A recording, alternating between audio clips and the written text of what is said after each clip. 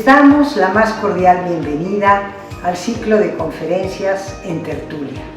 A nombre del Comité Ejecutivo Nacional del PRI, a través de la Secretaría de Cultura, es un honor contar con la presencia del maestro Sergio Chávez, presidente del Consejo Hidalguense de la Crónica, apasionado historiador y cronista, maestro e investigador cultural, que nos invita a recorrer las crónicas que narran la conquista de México.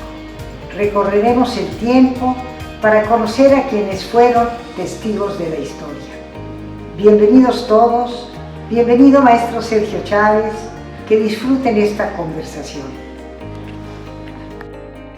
El tema que vamos a abordar es precisamente los cronistas en la conquista de México. Vamos a ver sobre esos personajes que nos dejaron una memoria que es una fuente de primera mano para que se pueda trabajar muchísimo sobre este tema tan interesante que es la conquista de México y que posteriormente seguirá con lo que es la Nueva España, una etapa más de la historia de México. Y bien, un servidor, Sergio Chávez Álvarez, tengo el privilegio, la responsabilidad de ser el cronista del municipio de Actopan, Hidalgo. Pero también tengo el privilegio de ser el presidente del Consejo Hidalguense de la Crónica, y pues aquí estoy poniendo una imagen precisamente sobre este lugar que me vio nacer, sobre esta tierra llamada Actopan, y que tiene en el fondo pues lo que es el exconvento agustino del siglo XVI, un exconvento que fue construido precisamente por los frailes agustinos, una imagen de principios del siglo XX, y donde vemos al grupo étnico que se desarrolló precisamente en este lugar, como lo eran los otomíes. En la parte superior tenemos a un tlacuilo.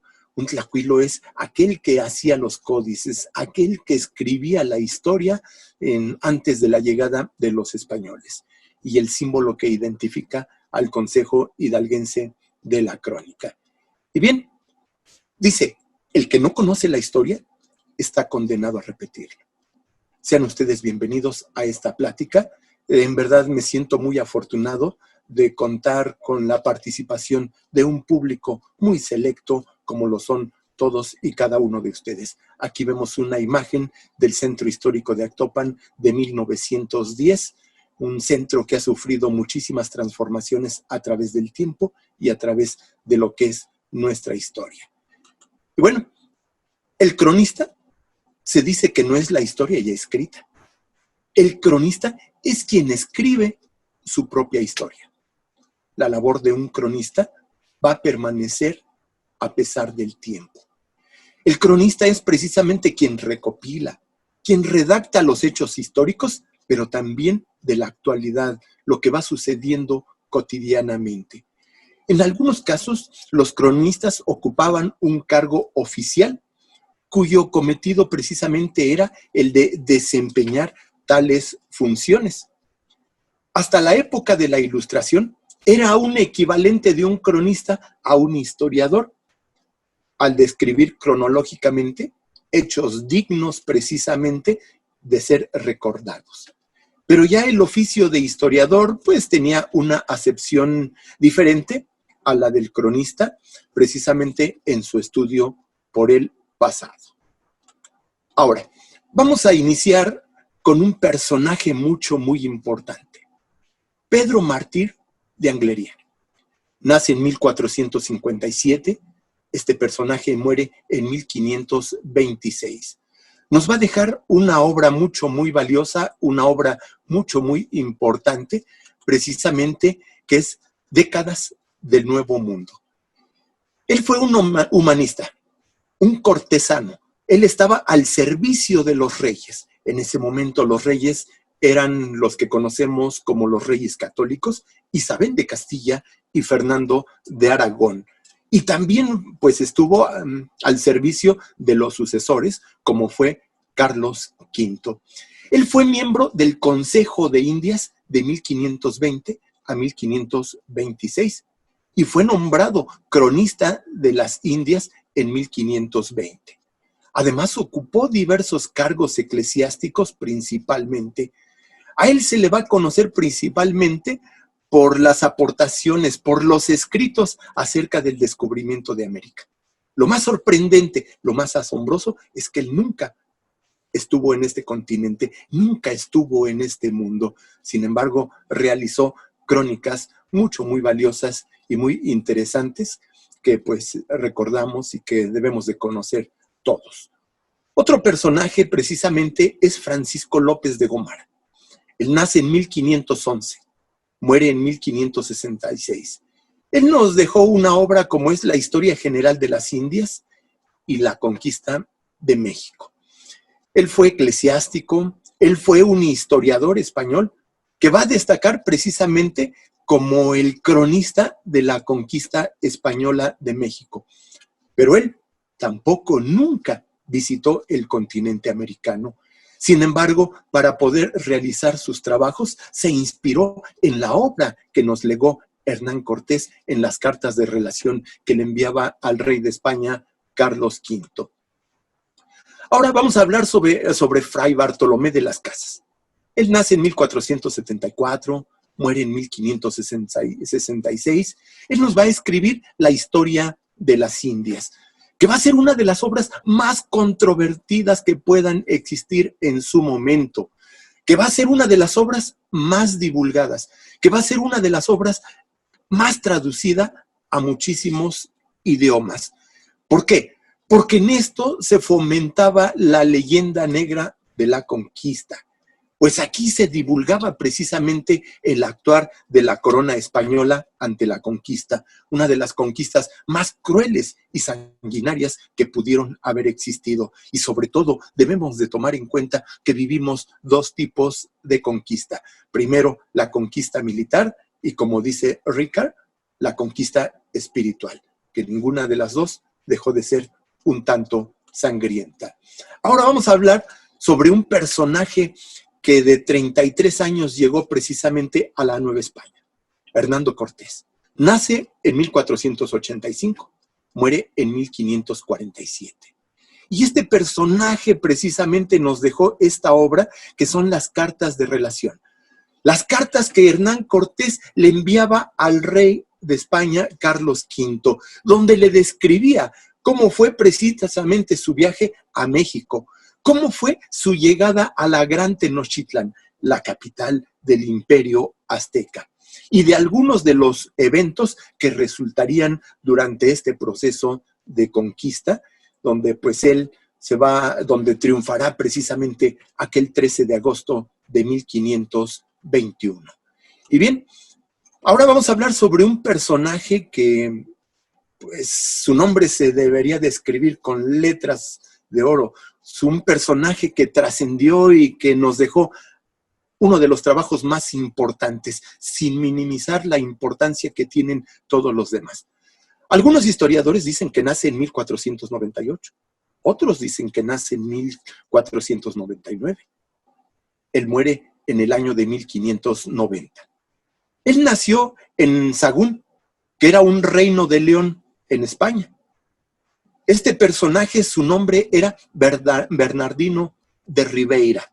Él va a estudiar en Salamanca, se va a ordenar en 1524. Y para el año de 1529 se prepara para viajar al Nuevo Mundo. Y lo va a hacer acompañado de Antonio de Ciudad Rodrigo y 19 misioneros más franciscanos de la orden a la que él pertenecía. Quiero hacer mención a ustedes que él nos legó una obra muy importante que se llama Historia General de las Cosas de la Nueva España o también el Códice Florentino. Una obra importantísima que está dividida en 12 libros. En el libro número 1 nos habla de los dioses. Pero cabe hacer mención que para realizar estos trabajos, para realizar esta investigación, él utilizó una metodología que se sigue utilizando y que se sigue practicando precisamente en la actualidad. Esta metodología consistía en que le preguntaba a una persona, ¿quién es el dios de la guerra? Y le decían, Huitzilopochtli. Iba y preguntaba con otra persona, ¿quién es el dios de la guerra? Huitzilopochtli. Y cuando ya varios le habían dado el mismo dato, sabía que estaba en un dato correcto y ponía el dios de la guerra es Huitzilopochtli. ¿Cómo era la indumentaria de Huitzilopochtli? Lo que le decían lo empezaba a notar. Y quiero decirles que Fray Bernardino de Sahagún está considerado, o debería de estar considerado, como el padre de la antropología en el continente americano, en el Nuevo Mundo. Y sus primeros memoriales los realizó en Tepeapulco, un municipio que está ubicado en el estado de Hidalgo. Por eso Tepeapulco también debe ser considerado como la cuna de la antropología en el continente americano. En su libro número 2, Fray Bernardino de Sahagún nos habla precisamente sobre los calendarios, sobre las fiestas y las ceremonias que realizaban nuestros antepasados. En su libro número 3 nos habla del origen de los dioses, aquellos mitos, aquellas hazañas que hicieron estos personajes tan importantes para poderse convertir en dioses. Algo que es digno de analizar, de compartir y de que pues todos los mexicanos deberíamos de conocer. En su libro número 4 nos habla sobre el calendario adivinatorio, el qué iba a suceder, por qué iba a suceder, y son explicaciones muy importantes que daba precisamente el pueblo mexicano, en este caso, a las narraciones que le daba a los tlacuilos precisamente de Fray Bernardino de Sahagún. Tenemos el libro número 5, que nos habla de los agüeros, aquellas supersticiones que tenían precisamente nuestros antepasados y que mucha gente sigue teniendo supersticiones en pleno siglo XXI.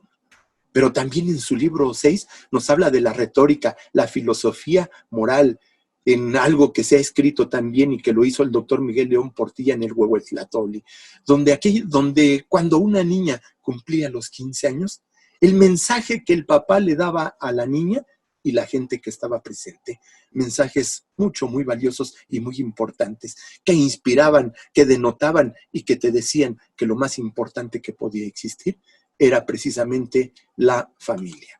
Tenemos un libro número 7, que te habla de los astros, explicaciones que se le daba precisamente a nuestra bóveda celeste. En el libro 8 habla de los reyes, de los señores que tuvieron el privilegio, que tuvieron la oportunidad de gobernar estas tierras. Te describe de cada uno de los tlatoanis y que llevaron a la grandeza precisamente a lo que es el reino que cada uno de ellos representaba. Pero en el libro 9, ahí vamos a poder conocer sobre las actividades que realizaban los artesanos, las actividades que realizaban los comerciantes propias de su época. Recuerden que el comercio ya era a grandes distancias, sobre todo porque los mexicas se habían consolidado ya para ese entonces. En el libro 10 te habla de cómo era la gente, los vicios, pero también te habla de las virtudes que tenía cada uno de los antiguos mexicanos. En el libro número 11 habla de la historia natural del territorio recién descubierto, recién conquistado y que ahora estaba siendo evangelizado. Y en el libro número 12 habla de cómo fue la conquista de la Gran Tenochtitlán, cómo se rinde ese gran imperio precisamente el 13 de agosto de 1521. Y bueno, ahora vamos a hablar de otro personaje muy importante, como lo fue Bernal Díaz del Castillo.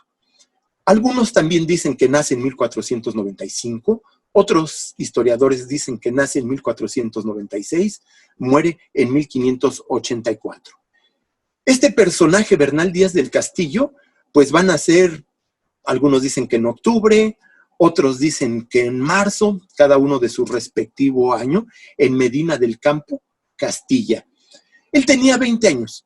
Pero no tenía ningún capital, la fortuna no le sonreía ni nada, y es cuando él decide trasladarse al Nuevo Mundo, a las tierras recién descubiertas, y va a viajar en la expedición de Pedro Arias Dávila. Este personaje que pues había sido nombrado gobernador de Castilla de Oro.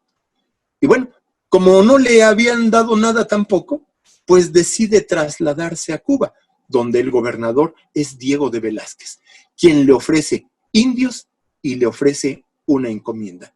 Y tampoco le dan nada. Quiero decirles a ustedes que entonces Bernal Díaz del Castillo decide viajar en la primera expedición que se lleva a cabo en 1517 y que va a ser encabezada por Francisco Hernández de Córdoba y que va a llegar a tierras mexicanas. Y que esta expedición va a fracasar. Fracasa la expedición de Francisco Hernández de Córdoba de 1517 y lo acompañaba Bernal Díaz del Castillo. Al siguiente año, en 1518, se lleva a cabo una segunda expedición. Esta segunda expedición va a ser encabezada por Juan de Grijalva y también Bernal Díaz del Castillo lo va a acompañar. Y también esta expedición no tendrá los resultados esperados. Y se lleva a cabo una tercera expedición en 1519 y que precisamente es la expedición que va a encabezar Hernando Cortés y Bernal Díaz del Castillo viaja.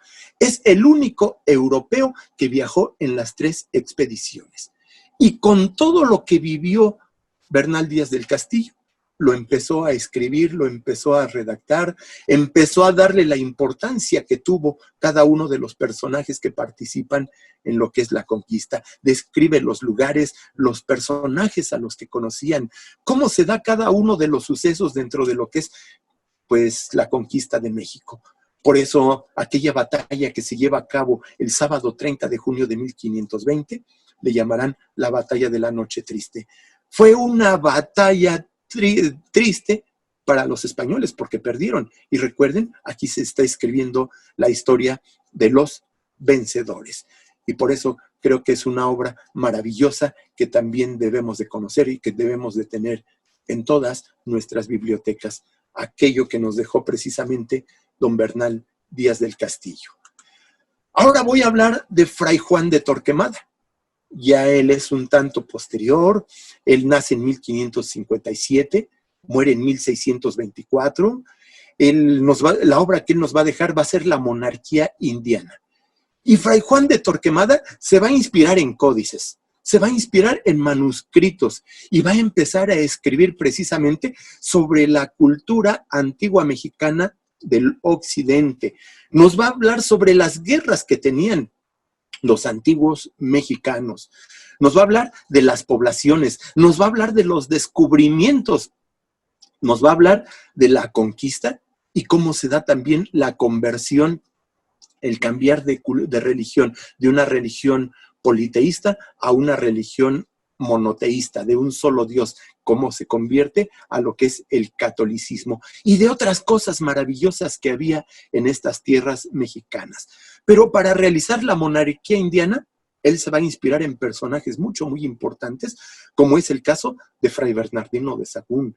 Se va a inspirar en Fray Toribio de Benavente, Motolinia, ¿sí? Se va a inspirar en Fray Francisco Jiménez, en Fray Jerónimo de Mendieta, se va a inspirar en el mismo Hernán Cortés en sus cartas de relación, en Francisco López de Gomara y se va a inspirar en Antonio de Herrera. Y pues esta es la monarquía indiana precisamente escrita por Fray Juan de Torquemada. Ahora tenemos a Fray Toribio de Benavente, conocido como Motolinia. Él nace en 1482, muere en 1569 y aquí vemos el libro que él nos dejó, que es Historia de los Indios de la Nueva España. Este personaje fue historiador y va a formar parte de los 12 apóstoles, aquellos 12 frailes franciscanos que van a viajar a la Nueva España y que se les va a identificar así como los 12 apóstoles. Él se va a caracterizar por la promoción de la evangelización. Él va a querer evangelizar a todos los mexicanos. Él andaba descalzo, él se quitaba lo que tenía para dárselo al necesitado y por eso le decían Motolinia, que significa pobrecito. Y es el nombre que precisamente va a adoptar este fraile franciscano. Sus escritos publicados acerca de las costumbres y de las tradiciones locales, pero todo esto es después de la conquista de México. Y han sido tomados estos escritos históricamente como documentos válidos de la etnografía. Sin embargo, Motolinia pues tenía la responsabilidad de fomentar lo que es la religión católica en los pobladores de México y adaptarlos precisamente, adaptarlos más bien en las prácticas españoles de la época. Es por esto que él fue pues intensamente denunciado por Fray Bartolomé de las Casas, lo que va a suscitar un conflicto muy grave entre estos dos misioneros. Especialmente el desacuerdo era en la aplicación de las nuevas leyes. Y ahora tenemos aquí a Fray Juan de Grijalva. Él nace en 1580, muere en 1638. Él nos va a dejar la crónica de la orden de nuestro Padre Santo, San Agustín. Él fue mexicano, Fray Juan de Grijalva. Él nació en Colima. Él fue y es para la historia lo que Dávila y Padilla era para los dominicos, lo que Motolinia y Mendieta era para los franciscanos. Él lo era precisamente para los agustinos, porque él nos va a describir a lujo de detalle cómo se lleva a cabo la evangelización por parte de la orden de los agustinos. Nos va a hablar de capítulos provinciales, nos va a hablar de todos los misioneros que fueron desarrollando actividades importantes y en qué lugares fueron asignados cada uno en distintas épocas. Una obra también muy importante, la que nos dejó precisamente Fray Juan de Grijalva. Ahora vamos a ver a Diego de Landa. Él nace en 1524, muere en 1579.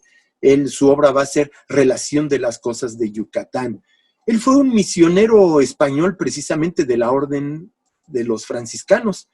Él fue asignado a la provincia de Yucatán y él va a ser precisamente el segundo obispo de la arquidiócesis de Yucatán entre 1572 y 1579. Se le va a reconocer a él por ser el responsable de un proceso inquisitorial sin precedentes precisamente en América, por el uso excesivo de la tortura para traer confesiones. Realmente se cometieron muchísimos abusos, se cometieron muchísimos crímenes por parte de la Inquisición. Algunos le llaman santa. Imagínense si era el tribunal de la muerte, de la injusticia y de todo, y le llamaban santa. Bueno, es cuestión de enfoques. Sin embargo, él va a registrar la cultura de los mayas en el momento de la conquista, precisamente con la finalidad de ayudar a los nuevos evangelizadores para que supieran cómo actuar. Este libro que él nos deja va a ser muy importante para entender cómo vivían los mayas precisamente en el momento del encuentro con los españoles. Cuáles eran precisamente sus creencias, cuáles eran sus instituciones mismas que fueron precisamente abolidas o transformadas en el encuentro de los mexicanos con los españoles. Un proceso que se le llama transculturación, un cambio de cultura. Ahora vamos a hablar de Hernando de Alvarado Tezosomoc. Él nace en 1525, muere en 1610. Él nos va a dejar la crónica mexicana. Él va a ser un cronista de origen indígena. Su madre era Francisca de Moctezuma. Era hija del Tlatoani, del emperador azteca Moctezuma Xocoyotzin o Moctezuma II, quien gobernaba precisamente el imperio azteca a la llegada de los españoles. Alvarado pues trabajó como un intérprete de la Real Audiencia en México, fue autor precisamente de esta obra que estamos viendo, la Crónica Mexicana, que se escribió en 1598, pero que va a ver la luz hasta 1878. En esta crónica, él nos narra precisamente, nos habla sobre las diferentes tribus mexicanas, de sus enfrentamientos. Nos va a dar un relato así salpicado de diversos elementos fantásticos que se vivían a la llegada de los españoles. Nos va a hablar de lo que era nuestra lengua madre, la lengua náhuatl. Y bueno, pues él va a participar o va a colaborar con Chimalpajín, que era precisamente uno de los personajes importantes en lo que es este momento, esta época, que fue el siglo XVI y principios de lo que es el siglo XVII. Bien, ahora vamos a ver a Fernando de Alva Izlizóchitl. Este personaje, pues, era castizo. Era descendiente de un abuelo indígena, pero tenía 3 abuelos españoles. Era hijo de Juan de Navas Pérez de Peraleda y de Ana Cortés Izlizóchitl. O sea que él fue un descendiente directo de los reyes de Aculhuacán y de Tenochtitlan. Su bisabuelo fue Hernando de Izlizóchitl, ¿sí? Que fue el último tlatoani de Texcoco, también llamado Izlizóchitl II, este personaje, que era hijo de Yacotzin, precisamente, y que era un tataranieto de Netzahualcóyotl, y de Papatzin, la hija de Cuitláhuac. Este texto va a ser un conjunto precisamente de relatos acerca de todos aquellos sucesos que ocurridos en la Nueva España. Y también nos va a hablar de la historia de los toltecas, ese grupo tan importante que existió en Mesoamérica y que dentro de los anales de Cuautitlán nos dicen, esos toltecas eran sabios, solían dialogar con su propio corazón. La tierra donde vivió aquel personaje como lo fue Tzeacaltopiltzinquetzalcóatl, el hombre que se hizo Dios o el Dios que se hizo hombre. Y bueno, pues aquí se puede apreciar todo lo que tiene que ver con la conquista de ese territorio que se llama México. Y bueno, quiero decirles a ustedes que todos estos cronistas, que todos estos personajes fueron olvidados.